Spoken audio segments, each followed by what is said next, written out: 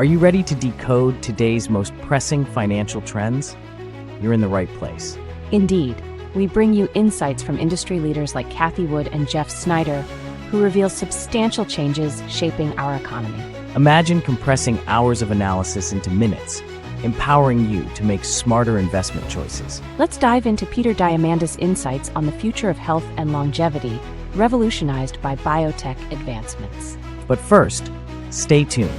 We'll discuss crucial credit trends that are shaking the foundation of our economy. Don't forget, this content is for educational purposes and not investment advice. Today, we dive into the future of health and longevity with Peter Diamandis, a leader in exponential technologies and the founder of the X Prize Foundation. Peter discusses his new book, Longevity Guidebook, and the groundbreaking advancements in biotech and AI that could extend our lifespans. Peter asserts that the coming decade will see AI and biotech fundamentally alter our health and longevity. He believes AI's ability to model complex biological processes will significantly reduce the time and cost of drug development. Despite these advancements, the market still undervalues biotech innovations related to longevity. Peter highlights that AI can streamline drug discovery, potentially halving the time it takes to get treatments to market. That's incredible. It's like turning a tedious recipe into a simple app-driven meal kit. Peter points out that extending our health span is just as crucial as extending our lifespan. Exactly. It's about living well, not just longer, like making sure your car runs smoothly, not just adding more miles. Peter mentions a growing mindset about longevity, emphasizing that society is shifting its perception of aging. That's a game changer. It's about embracing aging with optimism instead of fear.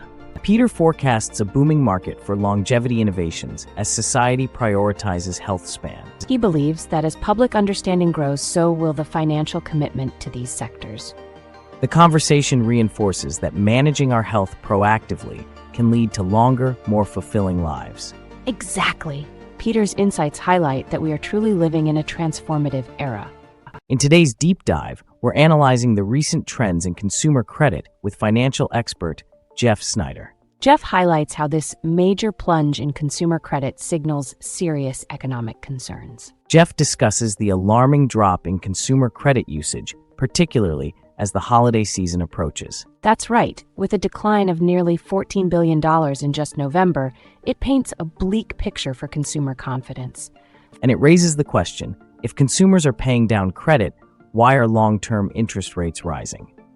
Exactly. Jeff explains that it reflects a deeper intricacy in economic sentiment. Jeff points out that consumer behavior is closely tied to the job market. As fears rise, credit usage plummets. So when people are worried about their jobs, they stop using credit altogether. Right. They'd rather avoid the risk of missing payments, which can damage their credit score. Jeff raises an interesting point. The unexpected rise in long-term interest rates is puzzling given the context. It does seem like a contradiction. If the economy is slowing, why would interest rates go up? It's indicative of a complex economic reality, as capital flows respond to market signals. Interestingly, even though installment loans for vehicles saw a rise, it wasn't enough to offset credit card declines. Exactly. Jeff suggests this is more about necessity than confidence. Jeff connects labor market signals to consumer credit usage, highlighting consumer caution. So if there are layoffs and uncertainty, credit card usage dips. That's pretty telling. Absolutely. It shows the relationship is more about consumer psychology than actual interest rates. Looking ahead, Jeff warns that consumer behavior might lead us into tighter economic conditions. What should consumers and businesses be doing right now? Caution should be the name of the game. If credit is off limits, savings need to be prioritized. Jeff concludes that if these trends continue, we might face challenges on a global scale. It's a reminder for everyone to stay informed and proactive. Snider's analysis underscores the need for consumers to readjust their financial strategies. From monitoring credit usage to being cautious in spending, it's about understanding the bigger picture. Today, we're diving deep into the troubling insights shared by Eric Nelson and labor market expert Mitch Wexler on the current state of our economy. Indeed, Eric brings our attention to the significant job loss figures from the U.S. Bureau of Labor Statistics, which are alarming. Eric states that full-time jobs dipped by a shocking 350,000 just last month. Mitch clarifies that this trend forebodes a larger economic disaster ahead, projected for 2025. Mitch points out nearly 3,900 job cuts announced by U.S. employed companies in December, marking a concerning increase. It is disheartening to think of the individuals affected by these statistics. What steps can we take to alleviate this emotional burden? Absolutely. Each figure represents someone's lost livelihood, reminding us of the human aspect behind these statistics. The drastic surge in government job cuts, reporting a 152% increase, is particularly alarming. Mitch stresses this is a critical indicator of alarming shifts within the job market. Mitch anticipates dire consequences for sectors, including technology and government, highlighting that they may face the greatest job losses. He substantiates his predictions with data showcasing historical trends during economic crises. Mitch warns that job cuts could surpass 1 million in 2025 if current conditions persist. That's a drastic forecast. What steps can individuals take to mitigate these effects? Given Mitch's insights, we're reminded to reflect on our financial standings and prepare accordingly. Mitch stresses the importance of proactive financial management during these turbulent times. Today, we're diving into the latest migration trends in the U.S. with insights from Nick Gurley at Reventure Consulting. Nick explores the top 10 fastest-growing states for 2025 and what makes them so appealing. Nick asserts that affordability is key to where people are moving. The southern states are particularly seeing significant growth. That makes sense. The rising cost of living in many areas pushes people to seek better financial opportunities. Exactly. After the pandemic, the trends really shifted, with regions that previously boomed now slumping. At number 10, Arizona saw almost 35,000 people move in 2024, but that's a huge drop from over 100,000 at the pandemic's peak. So it's clear that what goes up must come down. What about Montana? Good point. Montana had a similar story, attracting 20,000 people in 2021, but only 5,400 last year. Alabama's affordability is striking, $360,000 for a 2,400-square-foot home. That's crazy. It's like you get a mansion for the price of a shoebox in California. Absolutely. Nick highlights that many are now prioritizing where their paycheck stretches further. Interestingly, Delaware has gained 88,200 people, thanks to migration from bustling areas like Philadelphia. Texas, which used to top the charts, has dropped to 15th in growth. What changed? Simply put, it's becoming too expensive for many, and they're looking elsewhere.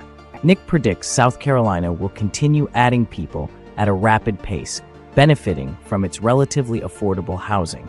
So what do we need to watch? The fluctuations in housing prices will be key. Exactly. Buyers need to remain adaptable in their decisions. Understanding migration trends can empower prospective homeowners and investors. People need to remember that just because a state is trending doesn't mean prices will keep climbing. Today's guest is Bill Fleckenstein, founder of Fleckenstein Capital, who shares his insights on market trends and predictions for the upcoming year. Fleckenstein emphasizes that bonds may weaken until the stock market faces a serious downturn. Fleckenstein posits that bonds will continue to weaken until the stock market corrects, driven by current economic issues. He warns that a lack of confidence in the Fed's management of debt is changing market behavior. Fleckenstein notes that bond yields have risen even as the Fed cut rates, indicating a potential descent in the bond market. This disconnect suggests that investors are losing confidence in monetary policy. Fleckenstein argues that the economy reflects stagflation, with high inflation coupled with slow growth. He explains that the absence of strong growth drivers complicates the economic outlook. He emphasizes that stock market valuations are at extreme levels, suggesting a possible downturn ahead. This raises concerns for investors regarding future returns and market health. Fleckenstein predicts that we will see significant corrections in the stock market in 2025, following continued bond market weakness. He underscores the need for vigilance and preparedness among investors as conditions evolve. The discussion reminds us that market conditions can change dramatically, and investors need to be sharp and proactive. Ultimately, the key is to have a sound financial plan that accounts for potential market volatility. Today's analysis by George Gammon reveals alarming trends in consumer debt and potential recession signals. George emphasizes that a troubling drop in consumer credit card debt might indicate deeper economic issues. George argues that the recent 1.8% drop in consumer credit card debt may signal that consumers are maxing out their options. Yes, he links this to historical recession patterns, suggesting a precarious tipping point. George highlights the $7.5 billion drop in credit card debt as indicative of potential consumer strain. It's surprising. This isn't a usual sign of economic recovery, but more likely heading into trouble. An uptick in delinquency rates is alarming. George connects it to past economic precursors. And it signifies that consumers are reaching their financial limits. George highlights the importance of China's deteriorating economy and its potential ripple effects. Yes, he predicts how China's situation might have an immediate effect on U.S. markets. George reflects on how current consumer debt and delinquency patterns might spark a recession cycle. It's speculative. He advises viewers to remain alert to impending economic shifts. In conclusion, George stresses the necessity of financial preparedness for consumers. By recognizing these economic indicators, viewers can better navigate upcoming financial challenges. Wow, what an eye-opening discussion we've had today. Absolutely, we heard from several experts on some pretty critical issues in finance. George Gammon's insights on consumer credit and its implications were particularly striking. And Bill Fleckenstein's predictions about bonds were quite sobering. He made a compelling case for potential market corrections. Right? Plus, Nick Gurley highlighted interesting migration trends that show how people are actively seeking better affordability. Yes, and then Mitch Wexler brought us back to reality with his alarming stats on job losses, which really hit home. And let's not forget Jeff Snider, who connected declining consumer credit to bigger economic worries. Exactly. It's fascinating to see how intertwined these issues are. But they certainly have their disagreements, especially on recovery timelines. If you found this video insightful, don't forget to give us a thumbs up. And be sure to subscribe to our channel so you won't miss future analyses from these experts. Next time, we'll dive even deeper into global economic dynamics. It's a topic you won't want to miss. Thanks for joining us, and remember to check out our other videos for more valuable insights.